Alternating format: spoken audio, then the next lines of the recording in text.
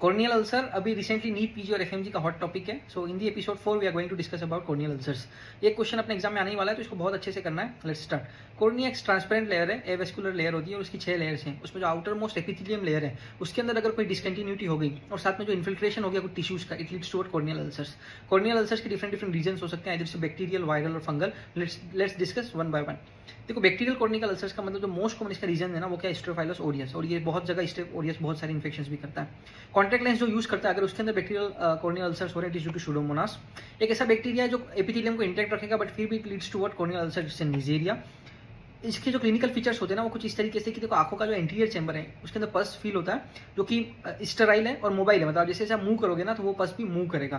For example see in this image, ये देखो ये पस जमा हुआ एंटीरियर चैम्बर में और जैसे आप मूव करोगे इसको ये भी मूव करेगा। ट्रीटमेंट कैसे करोगे आप? You should do tropical antibiotics डालो, साथ में आप एट्रोपिन दो। एट्रोपिन क्या करेगा? मिड्रियासिस है, सिलेरी मसल्स को रिलैक्स करेगा तो पेशेंट को क्या हो जाएगा, पेन कम फील होगा। तो यहाँ पे ट्रीटमेंट आपको एंटीबायोटिक्स प्लस एट्रोपिन देना। एक चीज याद रखोगे, steroids are contraindicated, you can't use steroids in bacterial corneal ulcers. Next आता है फंगल। देखो, फंगल में मोस्ट कॉमन एस्परजिलस जो फंगल है वो कोस करती है इसको। इस पर टिपिकल आपको हिस्ट्री देगा क्वेश्चन में कि एक फार्मर है, वेजिटेटिव मटेरियल जाने की हिस्ट्री है और वो आपके पास आ रहा है और आप उसको कॉर्नियल अल्सर्स का साइन सिम्टम्स लग रहे हैं तो आप like you have to make कि ये फंगल कॉर्नियल अल्सर्स का डायग्नोसिस है।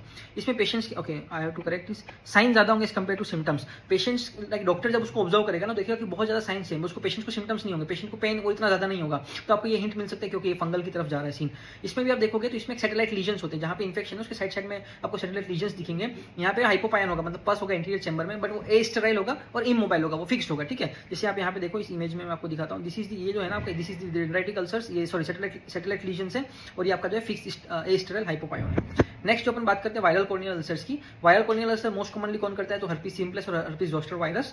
इसमें एक चीज याद रखो कि डेंड्राइटिक और ज्योग्राफिकल अल्सर, ये आपको क्वेश्चन में हिंट देगा ही देगा। और इस साल का जो एफएमजी का क्वेश्चन था इसको देकर ट्रीटमेंट पूछा था, तो अगर वायरल कॉर्नियल अल्सर से इसका जो ट्रीटमेंट होगा वो 3% एसाइक्लोविर ऑइंटमेंट होगा। अगेन इसमें भी स्टेरॉइड्स कॉन्ट्राइंडिकेटेड। स्टेरॉइड्स आप तब तक नहीं दोगे जब तक इन्फ्लेमेशन नहीं है। इसमें अगर लाइक वायरल केसेस में कुछ कैटेगरीज होती है जहाँ पे अपन स्टेरॉइड्स दे सकते हैं। फॉर एग्जांपल जहाँ पे आइटिस इन्फ्लेमेशन हो रखा है, ठीक है, let's restrict ourself to the topic itself because I have limitations of my time. Okay, कुछ दो मिसलेनियस टॉपिक बताता हूँ, न्यूरोट्रॉपिक और न्यूरोपैरालिटिक। अगर कॉर्नियल अल्सर्स जहाँ पे ट्राइजेमिनल नर्व, टी से याद रखो, trigeminal fifth cranial nerve involvement, neurotrophic, neuroparalytic जब फेशियल नर्व इन्वॉल्वमेंट है। ठीक है, एक हॉट टॉपिक है एक acanthamoeba keratitis. Most commonly contact lens users होते हैं जिसके अंदर हाइजीन पुअर होता है, जो अपने गंदे पानी से अगर कॉन्टैक्ट लेंस धो लिया या कॉन्टैक्ट लेंस पेन की अगर उन्होंने तालाब में तैर लिया तो उसमें जो कॉर्नियल अल्सर्स होते हैं वो एक एंथमीबा जो उसमें अल्सर्स कोर्स करता है, उसमें पेशेंट्स को सिम्टम्स बहुत ज्यादा होंगे कंपेयर टू साइंस, है ना। तो वहाँ पे लाइक बहुत सीवियर पेन लेके पेशेंट अपने पास प्रेजेंट करेगा। ट्रीटमेंट मोस्ट इंपॉर्टेंट है, पीएचएमबी 0.2% या फिर क्लोरहेक्सिलिन नाइट ड्रॉप्स आप दे सकते हो। इसमें कल्चर करने का, डायग्नोसिस बनाने के लिए कल्चर्स करते हैं, non nutrient agar which in enriched with E coli. ठीक है, तब जाके आप इसका डायग्नोसिस बना सकते हो।